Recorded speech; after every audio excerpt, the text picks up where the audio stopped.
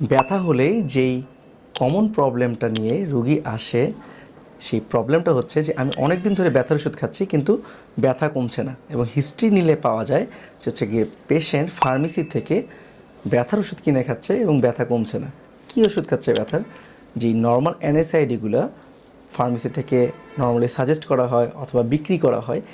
এই ওষুধগুলো যখন পেশেন্ট অনেক মাত্রায় খেয়ে আসে এবং যখন বলে যে 3 মাস 4 মাস ধরে টানা খাওয়ার পরেও ব্যথা কমছে না, তখন কিন্তু আমরা ডাক্তাররা অনেক ক্ষেত্রেই অসহায়। কারণ এই ব্যথার ওষুধ কোনটা কী কাজে ইউজ হবে এটা প্রপারলি না জেনে যদি প্রেসক্রাইব করা হয়,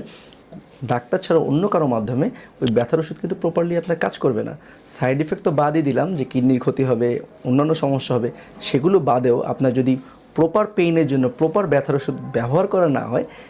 এর যে ফলশ্রুতিতে আপনি পেশেন্ট হিসাবে যেই কষ্টটাতে ভুগবেন সেটা হচ্ছে পরবর্তীতে আপনার কিন্তু আর ব্যথার ওষুধ কাজই করবে না, এবং আপনি বুঝতেও পারবেন না যে আপনার ব্যথাটা, যেটা আপনার দীর্ঘমেয়াদী হওয়ার কথা না, কিন্তু আপনি প্রপারলি অ্যানএসআইডি না নেওয়ার কারণে, প্রপার কাজে প্রপার জায়গায় না নেওয়ার কারণে আপনার এই ব্যথাটা দীর্ঘমেয়াদী হচ্ছে।